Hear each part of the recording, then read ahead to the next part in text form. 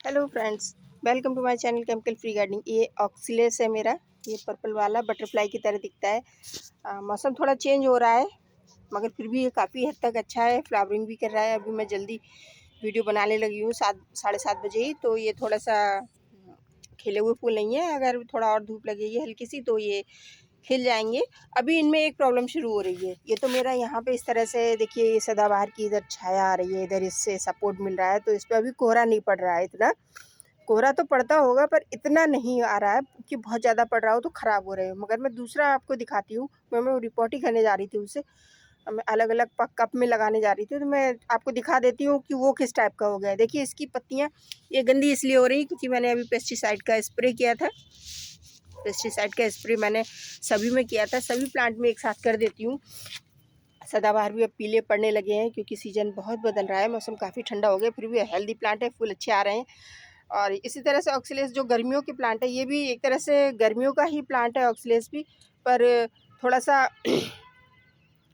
ठंडा तो बर्दाश्त कर लेगा थोड़ा सा, मगर फोग बिल्कुल नहीं बर्दाश्त करता। धूप अच्छी मिल जाए और फोग ना पड़े तो ये अच्छे से चलता रहता है। तो मैं आपको दूसरा वाला प्लांट दिखाती हूँ वो किस तरह के हो गए हैं। ठीक है, वो मैं अभी रिपोर्ट ही करने जा रही थी पर फिर मैंने सोचा चलो ये आपको बता दूं क्योंकि सब बहुत परेशान हो जाते हैं कि मेरा प्लांट ऐसा क्यों हो गया है, क्या परेशानी होगी, क्या प्रॉब्लम होगी। तो देखिए ये है वो मेरा प्लांट। मुझे काफ़ी काम करना पड़ रहा है अभी गार्डन में। फ्लावरिंग हो रही है और ये हैंगिंग में लगा हुआ था, इस बास्केट में लगा हुआ था। तो आपने नोटिस किया होगा हैंगिंग में जो भी प्लांट लगे होते हैं, मेरा एक्सपीरियंस तो यही है कि जो हैंगिंग में प्लांट होते हैं वो थोड़े से परेशान ज़्यादा रहते हैं। मैं बताऊं क्यों। एक तो मिट्टी कम, ठीक है, कितनी थोड़ी सी मिट्टी है, इतनी सी मिट्टी है। प्लांट का साइज़ है उसी हिसाब से मिट्टी आती है, इतनी सी मिट्टी है, आप देखिएगा। दूसरे, जब ये हैंग होते हैं ना तो हवा जो होती है डायरेक्ट ठंडी हवाएं लगती हैं, डायरेक्ट गर्म हवाएं लगती हैं तो प्लांट जल्दी ख़राब होता है। ठीक है, तो अब ये ठंडी हवाएं से डायरेक्ट लग रही थी। देखिए पत्ते कैसे पीले हो गए हैं, बिल्कुल पीले। और धूप तो मिलती थी, खैर 2 घंटे की धूप मिल जाती थी इसे, मगर इसकी कंडीशन ऐसी हो गई कि अभी मरने वाला है। ठीक है, तो क्योंकि मेरे पास ऑलरेडी पहले से है प्लांट और उधर मैंने अभी जो दिखाया है तो उसमें कोई प्रॉब्लम नहीं हो रही है। उसकी लीफ भी है, देखिए ये कितनी छोटी छोटी सी लीफ भी जो न्यू है वो थोड़ी तभी पर्पल है क्योंकि बड़े जो लीफ है उनकी उसमें थी शेड में, जैसे इनकी इस तरह से होते हैं तो इसकी इसमें थी इसलिए तब भी ठीक है। जो ऊपर सबसे बड़ी है वो बिल्कुल बेकार हो रही हैं क्योंकि इनका ठंडी हवा लगती है। अब हम लोग भी जैसे खड़े होते हैं तो किसी दीवार के सहारे खड़े हो जाए तो इतनी ठंड नहीं लगती है। ठीक है, ऐसे ही इनका होता है तो ठंडी हवाएं कम लगती हैं। साइड से ऐसे लगा दो अंदर करके तो इनमें ठंड कम लगती है। और ये देखिए इसमें ये बल्ब है। तो इन्हें मैं इस तरह के छोटे छोटे से ग्लास में लगाने जा रही थी, इस तरह के गिलास में लगाने जा रही थी। तो मैंने सोचा, मैं निकाल भी दिया था, बस लगाने ही जा रही थी। फिर मैंने सोचा चलो इस समय बहुत गार्डनर परेशान हुए कि हमारे ऑक्सीलेस को क्या हो गया। तो आप इसे ऐसी जगह शिफ्ट कीजिए जहाँ मॉर्निंग की सनलाइट मिले, 2 से 4 घंटे की सनलाइट मिल जाए मॉर्निंग की, चल जाता है। और इसे ऐसी जगह रखिए जहाँ ऊपर से छाया रहे, जैसे बालकनी हो गई आपकी, ऊपर से छत हो तो वहाँ लगा दीजिए। या आप इसमें इस तरह की कोई पॉली बैग से कोई अच्छी सी घर जैसा बना दीजिए जिससे कि इन्हें डायरेक्ट जो पाला पड़ता है, जो कोहरा पड़ता है वो ना पड़े। ठीक है, तो ये अच्छे से चल जाएंगे। तो मैं इन्हें रिपोर्ट करने जा रही थी और मेरी मिट्टी ये सैंडी सॉइल ही है। कोकोपीट अभी मैं बिल्कुल नहीं डालूंगी, इसमें पड़ी हुई है कोकोपीट क्योंकि गर्मियों में लगाया था, थोड़ी सी कोकोपीट डाल रखी थी। पर अब कोकोपीट मैं बिल्कुल भी नहीं डालूंगी क्योंकि कोकोपीट डालने से मॉइस्चर होल्ड करेगा और प्लांट को फिर नमी ज़्यादा मिलेगी, प्लांट के मरने के चांसेस ज़्यादा हो जाएंगे फंगल इन्फेक्शन से। तो इस तरह की मिट्टी मैं तैयार कर रही हूँ। इसमें रेत है, कोकोपीट जो डिकम्पोज हो चुकी है इसमें वही है, और गोबर की खाद मिक्स की है, मैंने तैयार करके रखी थी, इसमें रख दी थी। देखिए कोकोपीट है पर मैं डालूंगी नहीं। मुझे नहीं चाहिए कोकोपीट, मैं कोकोपीट उन्हीं में डालती हूँ जिसमें बहुत ज़रूरी होता है।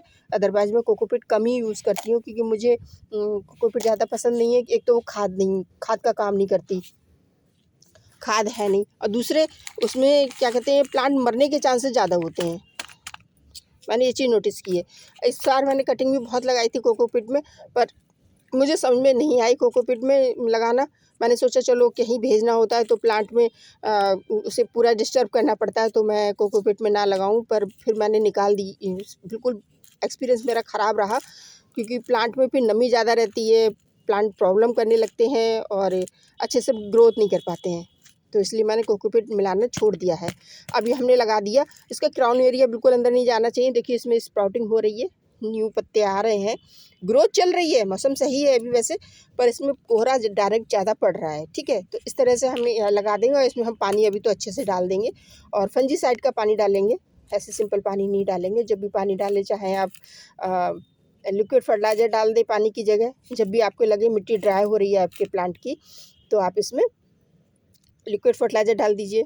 सरसों खली का है या बनाना पील फर्टिलाइज़र है या आपकी गोबर की खाद है, उसे भिगो के और उस पानी को डाल दीजिए, तो अच्छे से ये इसे एब्जॉर्ब कर लेगा, अच्छे से चल जाएगा। और देखिए इसमें छोटू सा ये बहुत छोटा सा है, ये देख रहे हैं, ये दिखा आपको, ये अब दिखा हो चाहे ये है मेरे बहुत ही अच्छे फ्रेंड, इन्हें मैं इसमें डाल देती हूँ छाया में, इन्हें धूप पसंद नहीं होती है ज़्यादा।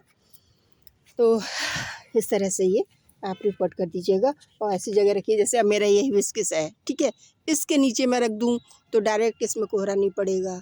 या ये इतने ढेर सारे प्लांट का झुरमुट है, ये देख रहे हैं, काफ़ी यहाँ पे क्लस्टर में प्लांट है, इनके नीचे रख दूँ, या वो बास्केट रखी हुई है, ठीक है, उसके ऊपर मैंने बोर लगा रखा है, इसके नीचे लगा दीजिएगा तो भी ये अच्छे से चलेंगे।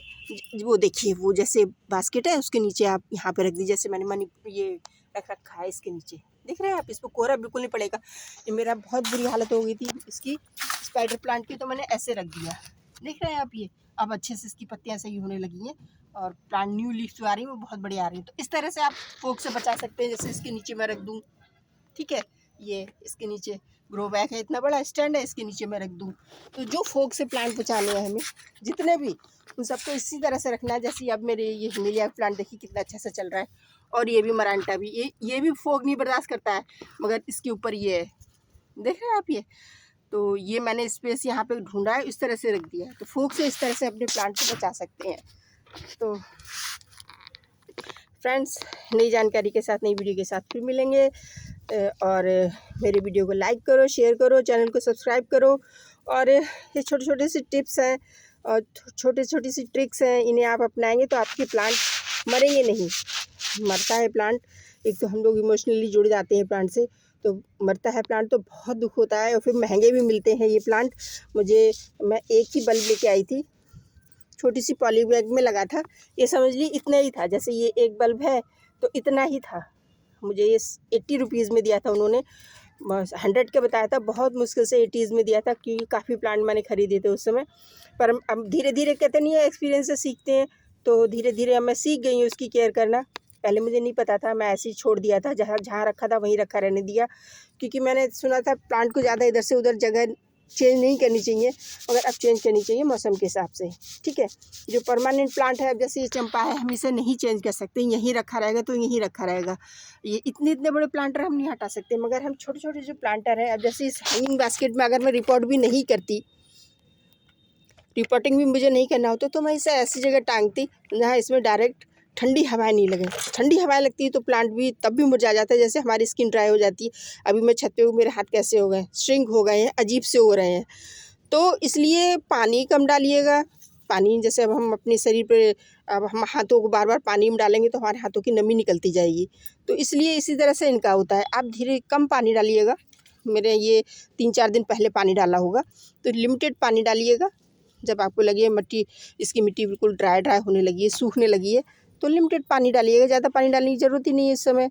वैसे ही कुदरत हमारे लिए ये बहुत अच्छा काम कर रही है। ये देखिए, ये भी एक बल्ब है छोटा सा, देख रहे हैं आप, ये तो यही बल्ब इस तरह के हो जाते हैं क्लस्टर में, एक बल्ब से कई बल्ब बनते रहते हैं, तो धीरे धीरे बढ़ते रहते हैं। तो मैं अभी इन्हें रिपोर्ट कर दूँगी ठीक से, अलग अलग।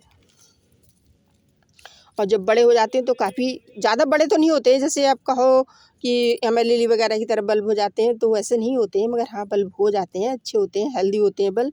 और इन्हें आप रिपोर्ट कर दीजिएगा खाद वगैरह के साथ में। मैं तो अभी मजबूरी में कर रही हूँ, क्योंकि प्लांट ख़राब होने लगा था, तो इस वजह से मैं कर रही हूँ। देखिए कितना अच्छा ये सारे बल्ब बन गए हैं, 1 2 3। अगर आप ख़रीदने जाएंगे ना, तो आपको सिर्फ इतना बड़ा बल्ब मिलेगा। तो आप इस तरह से अपने प्लांट की केयर सकते हैं, देखभाल कर सकते हैं, अपने ऑक्सीलेस को मरने से भी बचा सकते हैं। क्योंकि अगर ज़्यादा पानी डालेंगे ना तो ये जो बल्ब होते हैं, जैसे जीजी के बल्ब होते हैं ना, गल जाते हैं। बल्ब कोई भी हो, चाहे किसी भी प्लांट का हो, आप उसमें पानी लिमिटेड डालिएगा। ज़्यादा पानी डालेंगे तो आपका प्लांट डेफिनेटली फंगल इन्फेक्शन से मर जाएगा। फंजीसाइड का पानी डालिएगा। जैसे अब आप ये 2-4 दिन हो गए, आपकी प्लांट की मिट्टी ड्राई हल्की होने लगी, तो आप उसमें फंजीसाइड का पानी ज़रूर डालिएगा। धूप ज़रूर लगाइएगा। अब सर्दियाँ आ गई हैं तो विंटर प्लांट हो या शेड लविंग प्लांट हो, उन सबको धूप में रखिएगा, अच्छा रहता है। जो ज़्यादा तेज़ धूप बर्दाश्त करे तो फुल धूप सन में रखिए, और जो कम धूप बर्दाश्त कर ले उन्हें थोड़ा सा शेडी प्लेस दे दीजिए जहाँ मॉर्निंग की धूप मिले, है ना। तो मैं आप इन सबको मैं रिपोर्ट करूँगी धीरे धीरे करके, आराम से। तो नई जानकारी के साथ, नई वीडियो के साथ फिर मिलेंगे। तब तक गार्डनिंग करते रहिए, खुश रहिए। Bye bye friends.